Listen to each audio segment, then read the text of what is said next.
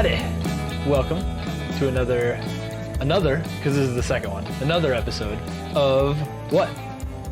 The Unnamed Podcast. The Unnamed with Nick Podcast. Dun dun dun.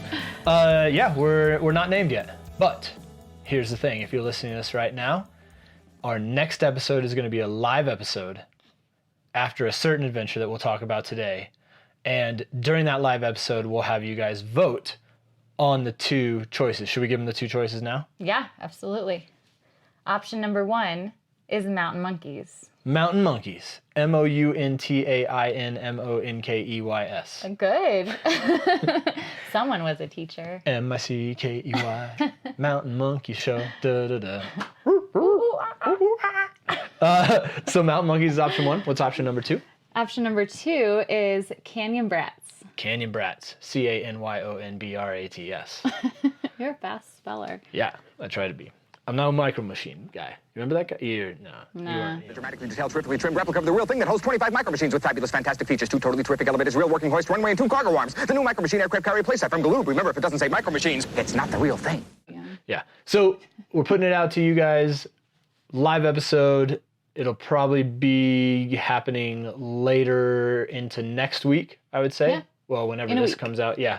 After we do the adventure, look forward to checking that out and becoming a part of it. That's what I think will be really awesome. So go ahead right now and start thinking of questions. Well, they don't know the adventure. They don't know what questions they're going to have. As you listen to this adventure, think about questions for our next adventure.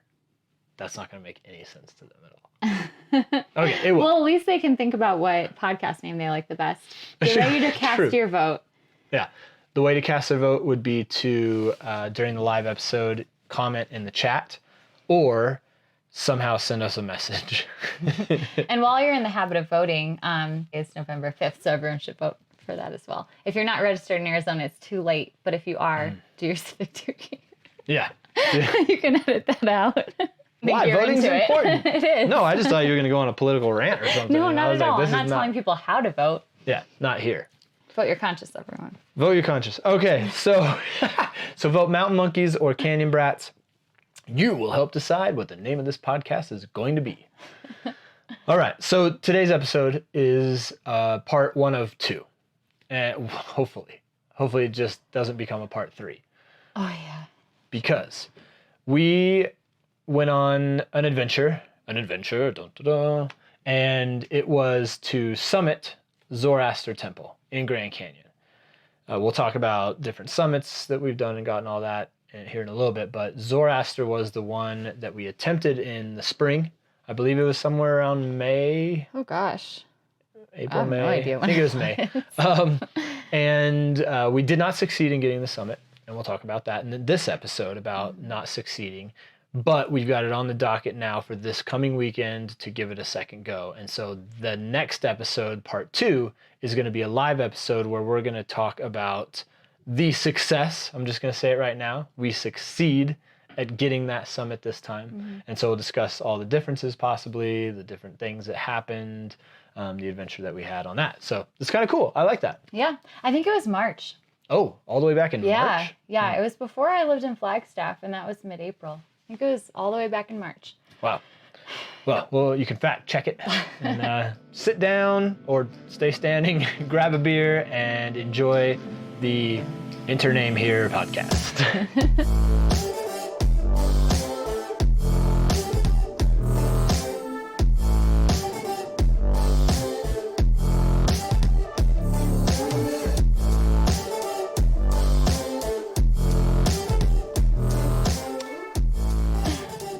Cool. I'm thirsty. I'm really thirsty. Yeah. All right. Let's open up the fridge. Well, metaphorically, because we're not near a fridge right now, but we've got a couple libations here. What are you going to be sipping on? Gosh, I feel like I'm going to mispronounce this. A lager provided. Oh, you pronounced that perfectly. Thank you. That's not the part I thought I was going to mispronounce. Oh, sorry. Given to you by the lovely Evan from Drinking Horn Meadery. This is 2 podcasts in a row that we're promoting Drinking Horn Meadery. So if you want to take that as a hint to sponsor our podcast, Evan and Kelly. Yeah. All right. So you want me to open it? Yeah, I definitely do. Okay. So we don't have an opener, so we're using keys. Yeah, I took my bottle opener off my keychain, you know, back in my there's a early carabiner. 20s. Oh, really? Yeah. It's not cool anymore. It was cool when I was like 18. Yeah. So I'm actually going to use the carabiner. Oh. Back in the day, we used to use this method. This is great audio, by the way. And wow. Okay, well, this old 700-year-old brewery German beer, which we actually had. Didn't we have this in the last episode, too? No, we had that combination, remember? Oh, yeah. Of the mystery beer that was in your fridge for Lord knows how long. Yeah. Wow, this is really... You've got why do you have so much on your keychain? I don't think I know what most of those keys are. Some are probably from my last 2 jobs. Yeah. Thank you. All right, so ABK from a 700-year-old brewery. Oh, I'm so thirsty. So I'm probably going to sip on a little bit of that, but if I could have my whiskey glass, please. Of course. I will also be providing updates throughout the podcast on Game 7 of the World Series, which we should be watching right now. Oh, yeah. The Sports ball. Astros just scored. Woohoo! Boo. Woohoo! Yeah, I'm going No. for Astros. Are you? Yeah, I have the going whole for the time. Nats, You know really? that. Oh, no, I didn't. Why are you going for the Nats, the Nationals? Because I lived in D.C. for a year and a half, and I went to quite a few Nationals games because tickets were like $10. Cool. Well, cheers. I've got very little whiskey here, but I'm drinking a rye whiskey. Oh, speaking of which, yeah, one of the things on the list that I definitely want to bring to Zoroaster is a good scotch. I will not be bringing scotch to Zoroaster. No, you will not. What will you be bringing, drinking-wise? Anything? I have to bring a beer for the summit. It's tough.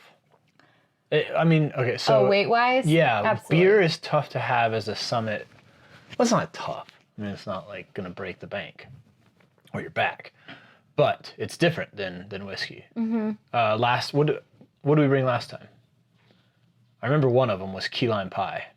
I don't remember. Yeah, good. Yeah, it was a while ago. It was back in March. What are you going to bring this time? Do you know? I don't know.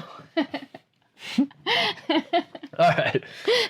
So let's get started. Stay tuned. Yeah. During the live episode, you will find out what I brought to drink at the summit. Yeah. If that's not a reason to listen, I don't know what is. Yeah.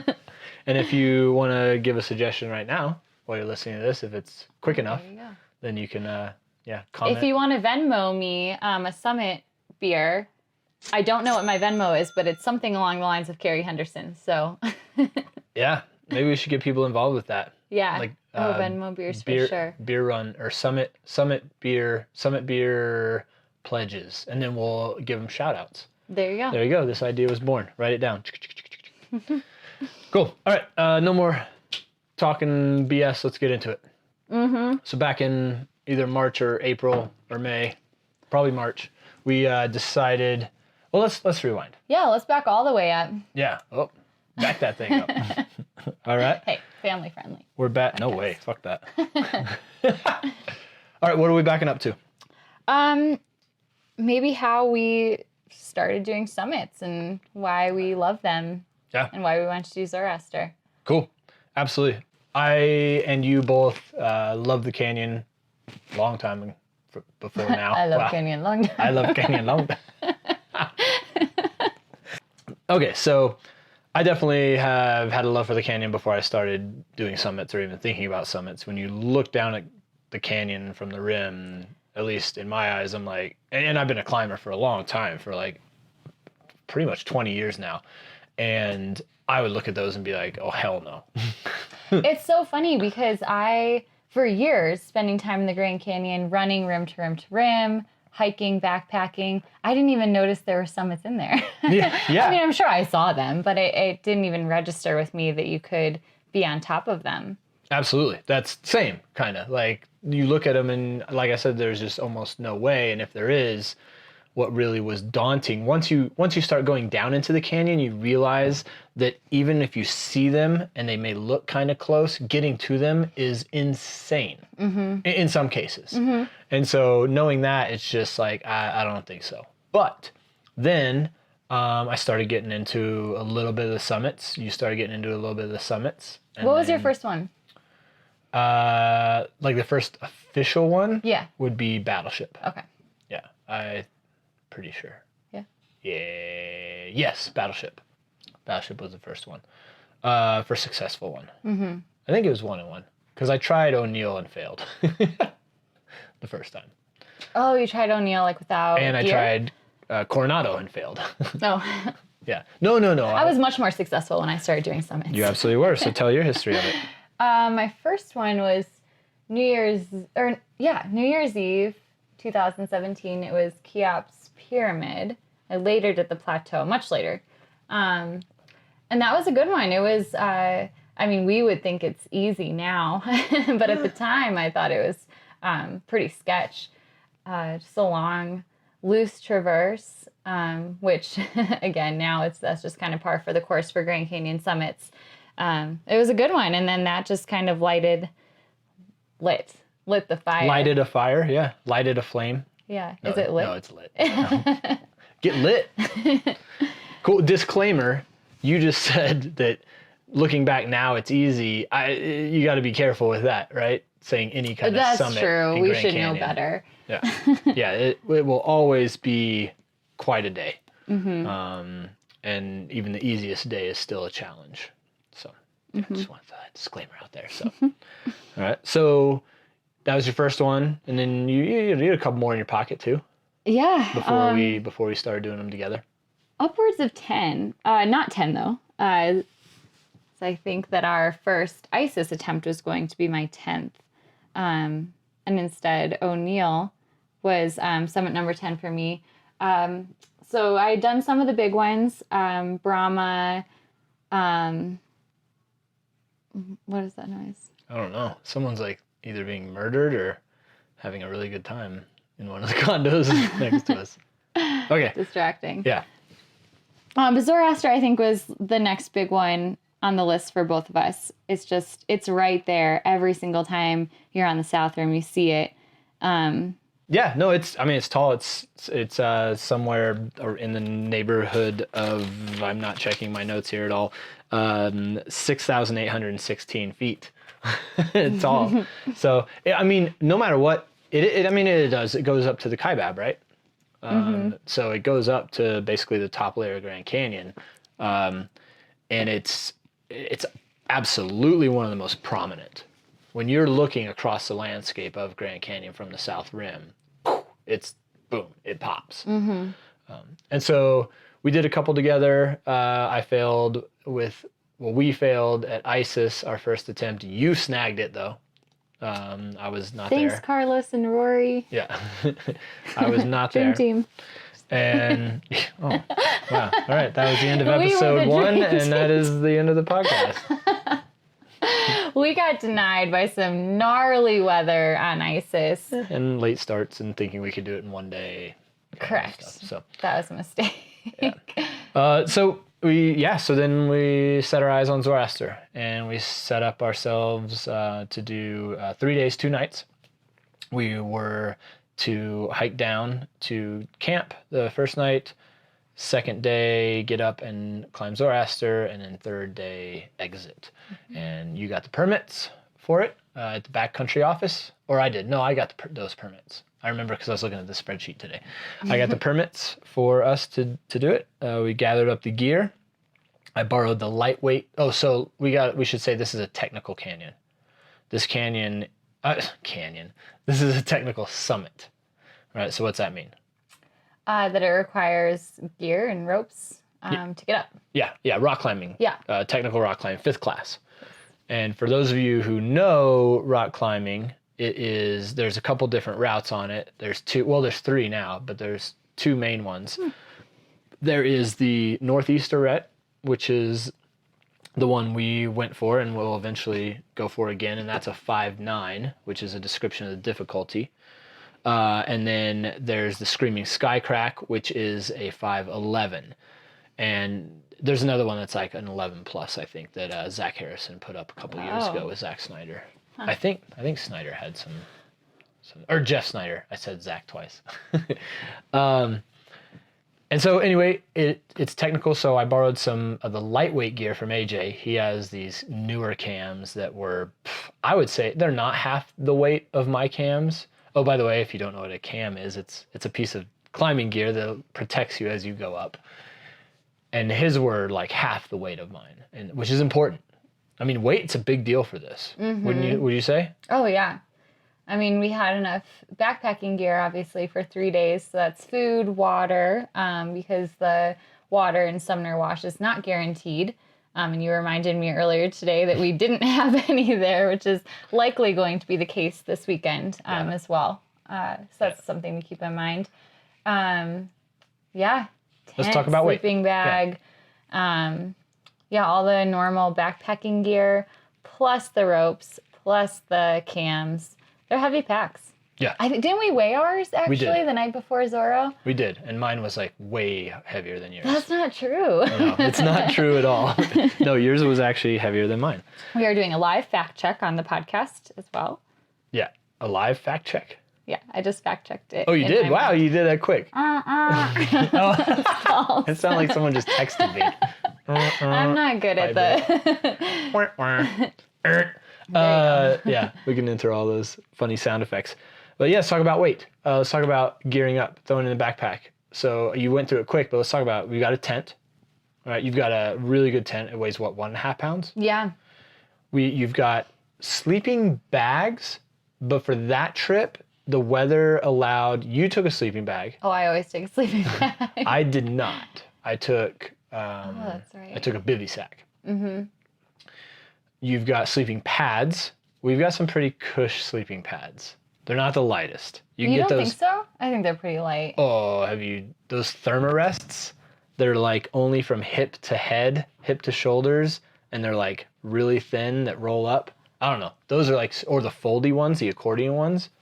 Do you know what I'm talking about? I do. Ours pack down smaller. Oh, the size. And they're extremely comfortable. Those are two awesome characteristics. Neither one of those are weight. They do pack down very small, way smaller than any thermarest would, and they're super comfortable. But they're not the lightest. Anyway, they're comfortable. Pillows, inflatable pillows, not the most comfortable, but very lightweight. Shoot, mine doesn't even keep air anymore. Forgot about that. Oh, okay. We'll have to figure that out tomorrow. Yeah. Okay, and then water. So water is a big deal in the canyon. It always is. You are, unless you're like on the Bright Angel Trail in the summer, then you've got water. Well, it's still an issue, but they shut it off in the winter. But we're not doing that. So we're going to get to Phantom Ranch and have water up until that point. And after that, we have to supply our own. Mm-hmm. And we're talking about still having a day and a half. Yeah, including cooking, coffee, drinking, all that good stuff. And so water, it becomes a very significant amount. I think I brought like 5. I think I brought 5 liters, and I think I'm going to bring at least 5 liters. I might throw in another liter. I might do 6 liters. It's a lot, but. And then what else do you have? Oh, climbing gear, which the big metal cams are quite significantly heavy. And those are very important, but thankfully this route only takes, if you know climbing, this takes a full rack, and that's it. You don't have to have doubles on anything. And so that's actually really nice. The harness and belay devices. So gree-grees are pretty heavy. So I'm thinking we might not each take a gree-gree. If you get to the top and top belay, you don't need a gree-gree. Only the belayers do. So we could use just one of those. People are falling asleep who don't know climbing stuff right now. Well, we got that. What else do we have for weight that we're carrying? Oh, food. Shoes. Oh, well, shoes. Yes. Well, at least on this trip, I'll be carrying my harness and shoes in for a reason, as opposed to our last canyon venture when I took my climbing shoes in for. Yeah, this past weekend we did a long 13-hour day trip, canyoneering trip, technical canyoneering, rappelling through waterfalls and all that. You don't need your climbing shoes or chalk bag, but Carrie decided to bring those for some reason. Decided is the wrong word. Yes, you did not decide to. Did not check my bag. No. Yeah, climbing shoes and food. And so food is interesting, and I kind of brought this up earlier today. I mean, I've thought about it always, but Dehydrated food is a great thing if you have water on the trail, because dehydrated food doesn't have water. You have to rehydrate it. So you're balancing the water you have to bring to rehydrate that. If you have like a creek and you can filter water and use that for your dehydrated food, awesome. 100%. You don't have to carry that water. But in this case, we're not going to have water, so we're going to have to carry the water to rehydrate the food, and which still might be better. I think it still will be better off. So, what are your favorite foods for a trip like this? I mean, calorie-wise, I think that the dehydrated meals are biggest bang for your buck.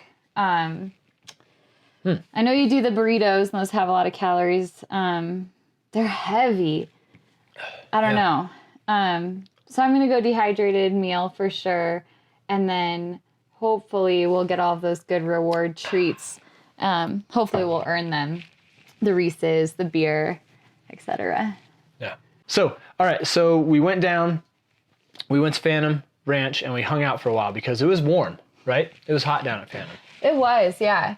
So we enjoyed some lemonade and beer for like a few hours. Oh, and we met a thru hiker, guy hiking the AZT south to north. So he was real close to being done, making his way across the Grand Canyon. He did finish. I think he was going to chill in Phantom Ranch for a few days and kind of, get a little boost of energy. Gosh, and I can't remember his trail. Greyhound. His name was Greyhound. Oh, that was his trail name. His Instagram is Greyhound Hikes. He's awesome. From Portland. He's done a ton of thru hikes, so we chatted with him for a long time. While sipping on lemonade and beer. Mm-hmm. And then finally made our way up to Sumner. Steep hike out of Phantom. Yeah. But short. It's 2 miles from Phantom Ranch to Sumner Wash. So super short, just very, very steep with all that weight. Yeah. Yeah, Phantom Ranch is a great spot. Big trees. There's what would you call it? A cantina down there that has snacks and, like you said, lemonade and beer. So went down there, had time to kill. So heat of the day, got out of the heat of the day, went up to, you said Sumner. So Sumner is a giant wash that kind of like flows out from the bottom of Zoroaster, underneath Zoroaster. And that was where our camp was. So went up there, made camp, probably ate our dinner, and enjoyed a beautiful, gorgeous sunset. Always a gorgeous sunset. Casey is going to be blown away by it. Oh, I just gave it away a little bit of the next one. Looking at Zoroaster, went to sleep, woke up the next morning, hiked up Sumner Wash, because it's quite a, what would you say? I'd say maybe like 2 miles. Yeah, I mean, it took an hour. To get up to where you need to actually do some climbing, itself. Like the only spot that you can really go to ascend to the next level of the canyon up higher. So we're down kind of low at this point. So we find the red wall break. Well, we already knew. You already had been there. Correct. On a previous trip to Brahma. This was my first one. Scrambled our way up that red wall break in good time. I think we did really well. That's the best part of the whole summit, I think. It's such a fun little scramble up that red wall break. So chill, just like scrambly fun. Yeah, it's a good time on that limestone, that red wall limestone. We sang some songs. Remember? We sang some songs. I did. Yeah. I think it was like, it's peanut butter scramble time. Peanut butter scramble time. Yes, that's right. Because we're scrambling. That's awesome. Yeah, you got to be goofy on these times when you're like starting to get tired from the day before and all that stuff. Yeah. So. Yep. So peanut butter scramble timed our way through the red wall break, and then we had to get above this layer that is either, I don't know, I have like a love-hate. I wouldn't even say love. I have like a tolerate/hate relationship with this layer in Grand Canyon. It's the Supai layer. There's 4 different named sections of this layer, and it's pretty brittle, and it can be pretty tough to get through. The red wall layer of Grand Canyon, you either have a path or you don't. Like, it's dominating. The red wall layer of Grand Canyon is dominant. The Supai is this sneaky little punk that can cause you to start traversing over to the right and traversing over to the left and trying to figure out how to get past it. I think we did a great job, though. There was one section I think that we were unsure of. Beer the initial route that we found up just had like a really difficult move on it. And we were like, gosh, there must be an easier way. Look to the left, look to the right, traversed around. And that ended up being the right way to go up. It was just a real sketch move, which we did. And it was fine-ish. We'll do it again this weekend. I hope. I would love to find that spot really fast and just go for it. That'll save a lot of time because we did kind of look around for a while. So we conquered the Supai layers, and then there's a long traverse towards Zoroaster. You have then ahead of you, it seems like it's close at that point, but it's still not. Like, you still have a lot of hiking to get to the base because you actually go past, not really kind of past it, but you have to like traverse staying low, and you want to get up there, but you just got to stay low. And then you have the next layer, it's like still a little bit of the Supai, but then there's some hermit shale, which is can be even like more crumbly than the Supai. One of your favorite parts of this area because of what? The hand lines. Yeah. Hell yeah, that's my favorite part. Yeah. So talk about those. How many were there? 4? Ooh, I was thinking 3. There could be 4. No, I think there were 4. So I thought going into it, like, I have an awful memory, so just ignore like half of what I say. But when I did Brahma, I thought that there were a lower number, like 3. And then I think when you and I attempted Zoro, I was surprised by how many hand lines there were. And granted, a couple of them could have been new from when I did Brahma. But, ooh. Sorry about that. Party foul. Yeah. No, I didn't spill anything. I'm kidding. I was trying to get the people last, don't know that. last bit of the rye whiskey in my belly. Yeah, so they're just fun. They're muscly, and I guess that's Describe a hand line. It's a rope attached to, what were they attached? Trees. Sure. A tree at the top of a basically completely vertical wall. Slick. Yeah, you're not getting up it without that rope. No. Unless you're Alex Honnold. Sure. Totally. Fine, sure. All right, anyways. Or Chris Sharma. Love you, Alex Honnold. Love you, Chris Sharma. I was, so just to give it another description, I was I call it Batmaning up a rope. Because back in the day, in the old school days, old Batman used to climb buildings hand lining. Like going up it with your feet against the wall and pulling up on a rope. And so I call it Batmaning. Yeah. I just like it because I'm super, super strong. So. You are. High five. I mean, this girl, seriously, when I saw what the hand lines were on Brahma or on this route, I'm worried. I'm like, oh crap. Cause like you can't fall on that when you get up to the top. And you're not hooked in. It's not a protected ascent like climbing is. But yeah, she rocks it. Plus we're wearing packs huge too packs. that are heavy. Super weighing heavy. you down. Yeah. But it's super fun. I would do that all day long. So we ascended the hand line section, and then there's like actually a really cool traverse on some loose stuff, but like I thought it was kind of interesting and fun to get to the saddle between Brahma and Zoroaster. Which is an epic spot. It's so beautiful up there. I mean, really, once you get up above the Red Wall break, like you're just out there. You know, you hike in down South Kaibab, go through Phantom Ranch that is just like swarming with people. Small zoo. Yeah. And then once you're on top of that Red Wall, I mean, there's no one. You really feel that you're... Sorry, I'm reaching for my beer here. You really feel that you're just out there in the wilderness. Because you are. Yeah. That's in don't fuck up zone. Yeah. I'm going to call that now okay, so DFZ. some of us freak You're out. in the DFZ. Ladies and gentlemen, I've come up with a couple of words and phrases in my life. Here's another one. When you're there, you're in the DFZ. Check back in 10 years when that gets added to Merriam-Webster. Yeah. No, the Oxford. Oh. Yeah. Chillax just got added recently to the Oxford Dictionary, and I came up with chillax. I hope Sydney's not It's true. tuning into that. I hope she is. Well, she will be. Are you kidding me? The only people listening to this are going to be family members. Hi, Mom. Yeah, hi, Mom. And Sydney. Both our moms and our sisters will be pretty much the only ones listening to this. Thanks, guys. I'll force a couple I think other my friends. sister's too busy now. Oh, no. Crap. No, We lost a listener. Fuck you, grad school. Oh, man. Yeah, so we're in the DFC. Don't fuck up zone. Okay, so I was trying to put a positive spin on like being out in the wilderness, that it's beautiful. Oh, it is. And especially the Brahma Zoroaster saddle. You're just in between these two just massive summits. And Huge. like you're close to both of them too. So like you said, like from far away, it seems like, oh yeah, I could get up that. And then when you're right next to them and realize how huge and daunting they are, it's pretty cool. Yeah. The let's see, what would you call it? The top part, that part that you actually climb of Zoroaster is the Coconino sandstone. And when you're on the south rim looking at it, it doesn't look that, I mean, it looks big. But when you are underneath it looking up, you're like, oh crud, I didn't know how this was going to be a 5 or 6 pitch climb, 600 feet. But when you're underneath it, you're like, oh, yep, that's 600 feet. Like 600 feet, that's a lot. It is.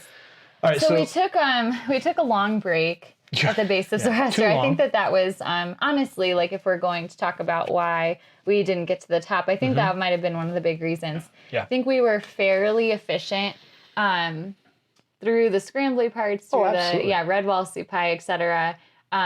Couldn't have shaved off that much time, realistically. We did great on that. Yeah, especially it being your first time, and it might as well have been my first time because my memory is non-existent. So. Wait, you already said that. Yeah, and then long break up there, which I think we'll cut down on that for this this upcoming trip. Oh, for sure. But yeah, so we got ready, packed our day pack for the climb, filled our bellies with snacks, and then started the climb. Yeah. And so I don't want to talk too much about the climb because I feel like we'll go into detail during the live show of like what happened and stuff. But I mean not super detailed, but we climbed it. We went up it's a if you know climbing, it's a 5 or 6 pitch climb depending if you connect the first and second pitch. We did not connect the first and second pitch. We didn't, which you definitely can. The first one's real short. Oh, super short, yeah. But I felt like it was such a good ledge. I just get you up there. Did the first pitch, totally fine. Well, okay, no, I was gonna say this is like the one thing I remember from the whole climb. Yeah. First move of the first pitch when you were leading, what happened? I went, right off the ground, like right foot up, push up, pull on what I thought was a nice, good, stable hold, and pretty much yanked like say the top of a nightstand size rock that shifted on me, like just like whonk, and like that freaked me out a little bit right off the bat because Grand Canyon's like that. What was the song? I climb loose rocks. Oh yeah, or something like that. I don't remember what it was. There's a song at the climbing gym, tonight that's oh man. Yeah, well, anyway. Damn, I wish I remembered that. Yeah. But yeah, pulled on that, and if anyone's ever done any scrambling, summiting, hiking in Grand Canyon, it's loose rocks. And pulled on that, and that kind of put it in my head. I don't know, I got a little mentally apprehensive right off the bat. And so, yeah, pulled that and reorganized my brain, and then went up and did the first pitch. The second pitch had a little bit of trouble with getting off the ground, and here's why. And I'm not claiming to be the most rock solid mental leader in the world, but here's why. I started the first couple of moves, couldn't find pro, scrambled back down climbed. Down climbing is a great skill, by the way. Went back up, looked around, came back down. What was in my head is if I go up above this ledge, come off, 10 feet off before I can get a piece, because I couldn't find a piece, and I bust my ankle if I break my ankle, leg, God forbid, anything like that, we're in the middle of nowhere. Mm-hmm. This is not just like, oh, wait for rescue. Like, this is like, you gotta help yourself kind of thing, in a sense. So that was in the back of my head. This damn first little bit took me about, I don't want to admit it. It took me a long time. I was going to say, you know this. You said it yesterday. yeah. So it took me like half an hour to get the first piece in before I could progress. But eventually did it. Got up to first pitch. Carrie rocked it. She said she actually like would feel like she could even lead that pitch. By the way, If I knew how to play skier. yeah. So that's another part of the one of the harder parts of this success. Oh, yeah. Was that I was leading every pitch and dealing with a lot of logistics and the climbing and stuff like that and carrying the rack and just all that stuff. These are excuses, and excuses are terrible, but that'll come to play in the middle of the fourth pitch. So yeah, did the first pitch, great. Second pitch ended up after that first move being good, which was a belay off of like this raggedy. We're taking a lot of webbing to replace it if it needs it, because this is a raggedy webbing. Third pitch went well. The last move of the third pitch I came off of a couple times. It's like a really tough. I'd call it like I mean honestly it's probably like a V3 move, but you're in the middle of Grand Canyon with this huge drop exposure. So maybe a V3 kind of move, which is another term that maybe you know or you don't know. Tough move above a number 3 that's placed in this sandstone that is coming off as dust. So imagine the thing protecting you is also kicking dust off because it's getting weaker and weaker as you keep falling on it. Like and that move was hard following. Yeah, yeah. The rest of the route totally fine. I got to that move and I was like, oh shit, I don't know if I can do this. And there was no risk of me, really getting hurt or anything bad happening, and it was still scary. Yeah, it's a tough move. I think you did really well on it. So got to the top of that, got to that big ledge. There's a huge, almost like a bivvy ledge. Mm-hmm. And I didn't say anything, but I started feeling it there. Like I was just like, like mouth is dry, like brain is like a little slow, but started up on the climb on the third pitch, or what would be then the fourth pitch, sorry. Started plugging gear. It's actually I can't wait to do that pitch again. I really can't. And I couldn't see it because I was belaying you from around the corner, so I didn't see any of the climb except the first move or two. Yeah, and you didn't experience that, but you're gonna love that pitch. It actually is a really good pitch with some good hand jams. I know you don't like jamming, but it's just really good climbing.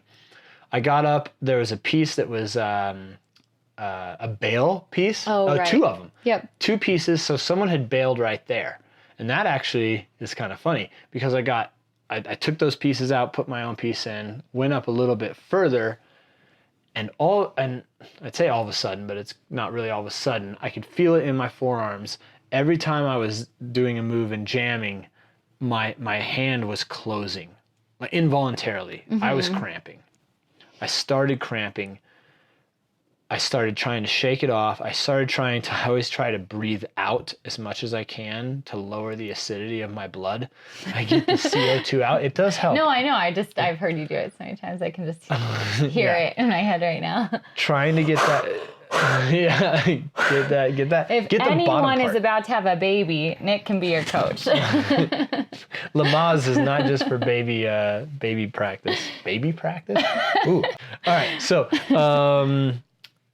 so hands started clenching. Left hand started clenching. Right hand started clenching. I was cramping up. I was really trying to get these moves done, but like the climbing here is not, you can't fake it. There's no workaround when you can't use your hands in climbing. No. Then I thought I could sit there and rest for a while and like bang on them, and kind of breathe and get it done. But then I started making moves and my back started cramping. Like my mid back, both sides started clenching up, and I don't know, like I got put anyone in that situation, and if your life was determined on it, maybe I could have rested a little bit and like just powered through, but it was not good. I was cramping up, I was seizing up. And I still had 2 more pitches to go after And that. realistically, like, this was all taking time. It was Yes. at some point, we both started becoming much more aware of the time of day and how much daylight we had left. We knew we were going to be hiking back in the dark regardless. Yeah. But I think we didn't want to be doing all of the rappels in the dark and just kind of minimizing what we had to do at night. Yeah. I think, I was actually concerned at that point about summiting in the dark. Like you can rappel. I've rappelled in the dark more than a handful of times. Climbing in the dark is something I just don't know. Yeah. So at that point I couldn't, we couldn't, I don't think I could have gotten to the top. I really don't, or else I wouldn't have backed off. I couldn't use my hands. My back was starting to cramp. Like I was done. I was worried about actually getting off of there. Yeah. Like being able to rappel, like hold my rappel rope. So yeah. So you came down, and it was so tough for me because I don't know how to lead trad. I mean, I had really just started climbing in earnest when I met you, so not super long. I'm not an experienced climber, definitely no experience leading trad. And so I just couldn't help. You know, I said on some of those pitches, like, oh man, I think I could do that move. I might be able to do the move if it's leading up to a bolt. But yeah, placing gear, I wouldn't want anyone to fall on it. That's for damn sure. No, it'd be irresponsible. Yeah, totally. So I felt pretty helpless. Also, I've never experienced that type of cramping, so I had no idea what you were dealing with. I'm the cramp master. Yeah. Sucks. Maybe part of the reason is the lack of water. That is the reason. Not maybe part of. I've been drinking so much water today. So, yeah. So you come down, and I have to say my mind immediately went to, could we just sleep up on the sledge and like try again at 6 a.m? Just like knock it out real fast, have a big day tomorrow, you know, summit, get down, hike out, go to work on Monday. That's honestly what was going through my mind, even though I knew it was unrealistic and extremely irresponsible. But not a terrible idea. I mean, A terrible idea. We didn't even have your bivvy with us. No. Nor did we have water. Or a no, whole we lot had of food. like, I think at that point we maybe had like A half liter. an Nalgene. Oh, you think Yeah. that? Oh, maybe less. I was yeah. pretty much dry. I was like, I don't need to drink. I won't drink until we get down. Yeah. I'm stubborn sometimes, and I think Which can be cool. yeah. Did you hear that, everyone? Yeah, well, it's gotten us through some stuff. So that was done. We decided to retreat. Just couldn't go up anymore, so started rappelling the route, which is not the normal rappel route anymore. Got to the second to last rappel, started rappelling. I tried my best. I actually even like moved the rope through this tree. There's like 3 trees in the way of this route, and so I moved my rope strategically for the pull. So rappelling is one thing, and then you have to pull the rope down. And so I thought I set it up perfectly to where like it would like wrap around the one side of this tree and come through. I pulled the rope, it got stuck. And I pulled as hard as I could. I used all my weight. We could have sat around and done maybe like, I could have led back up possibly if my hands were working and retrieved the rope, but I measured out the last rappel, decided it was okay, cut the rope, and used the remaining part of the rope to get ourselves back down to our bags and to the saddle. And yeah, so left some of the rope up there. My 70-meter beautiful rope, the monster that I love. That will one day be made into Zoro leashes. That's right. We decided we're going to take that rope and make dog leashes out of it and call them Zoro leashes. It'll be awesome. We still need to do that. Yeah, so gathered our stuff, defeated, hiked down in a pretty crazy little descent down to the campsite in the dark. We came upon, so we didn't come up this, or sorry, we didn't go down the same way we came up. We ended up following what was kind of the normal ascent route for everyone else, I think. I don't really know. I mean, it was dark. we did some rappels in the dark, that's- not being able to see the bottom of the rope, which was a little scary. Absolutely. There was one point I pulled the rope up to me, threw it, trying to see if I could tell if it hit the ground or not. And one of the two rappels, one of them I knew it hit the ground. Actually, because there was knots in it, and I took the knots out. The other one, I didn't know. So I pulled it all up. I put a knot on the bottom of it so that I wouldn't rappel off the end of the rope. Number one climbing death accident is rappelling off the end of the rope. But everything ended up being okay. Rappelled a couple of those, got down to camp.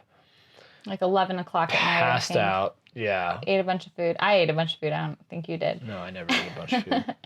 Yeah, it was interesting though. I mean, you said like, we started down feeling defeated, but you kind of can't feel defeated for super long when you have that big of a descent still left in front of you. Like the day was not over just because we didn't get to the top of the summit. So your mind definitely switches right back to like game mode and needing to get down and be efficient and safe. It's true. Yeah, still an adventure getting down for sure. Oh, yeah. Oh, man. Some of those times we were traversing across the Supai and you put your headlamp down to the right and there's nothing. It's an abyss. And it's like a foot away from the little path that you're following. It's freaky. It's absolutely freaky. Sorry, Mom and Nick's mom. Yeah. I think my mom's getting a little better at this. Oh, my mom's not. Yeah. Probably just turned it off. We lost another listener. Damn it. All right. Well, for the 4 other listeners there, no, that's stretching it. For the 2 other listeners that are here, Casey and my sister. So we got to camp and the rest of it was, I mean, it's a tough exit. It's always a tough exit. The worst part of the exit though? We were climbing out South Kaibab and we see these 2, and it's a steep climb out SK always, and we had all this gear and we hadn't even reached the summit, so we're trudging along and these 2 guys are coming down. I noticed that they had helmets and a rope, so I was like, oh hey, what are you guys doing? And they're like, we're doing Zoroaster. And I was like, oh shit. I was like, can we come with you? Yeah, you wanted to take off, leave me, and go with those guys. I didn't say leave you. Well, I couldn't do it. I was a mess. So exit Grand Canyon, and so we're going for it again. Yeah, we're gonna get it this time. Here's what's changing. Number 1, we know the route. We can be a little more efficient after camp. We already know the route. Yeah. Easy. We've done that route to camp. We know the route. We know the route up to Supai. We'll get that done a little more efficient. Biggest one though is that we are pulling into the team another Canyon Brat.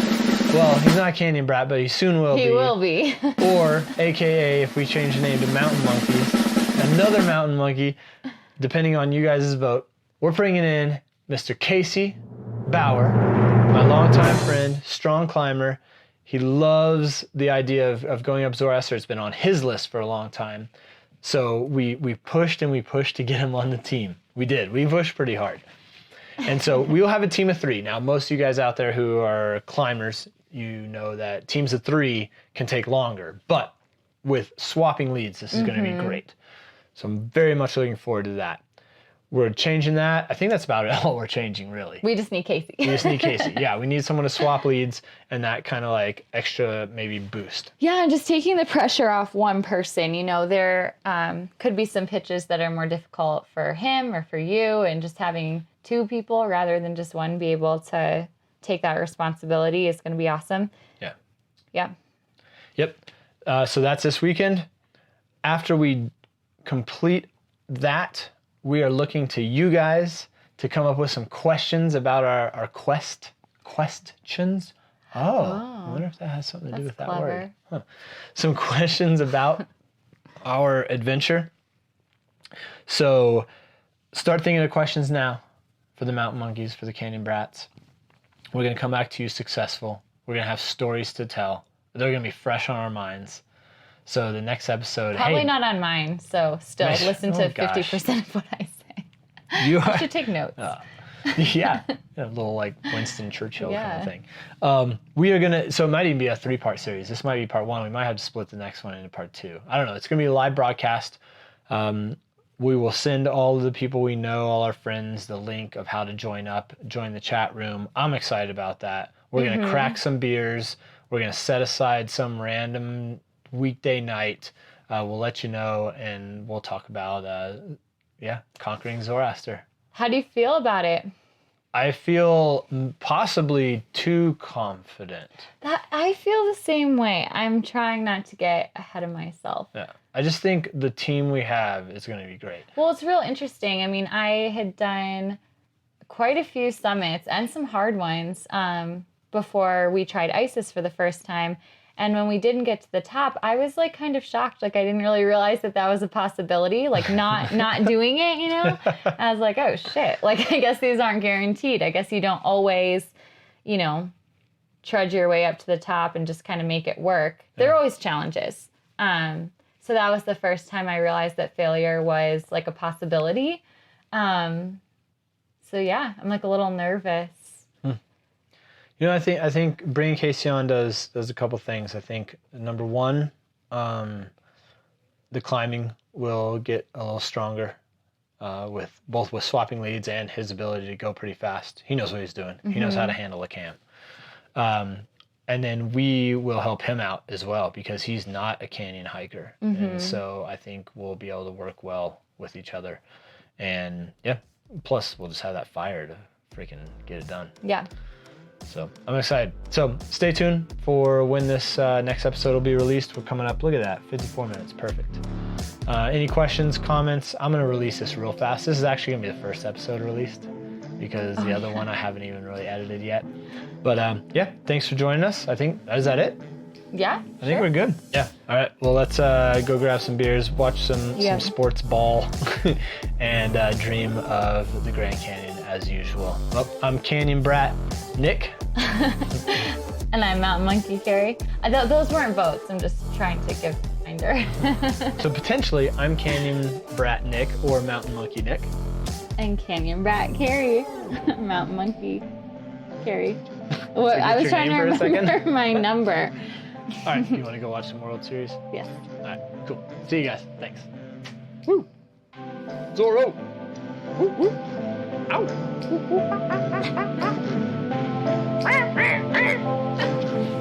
Whoa.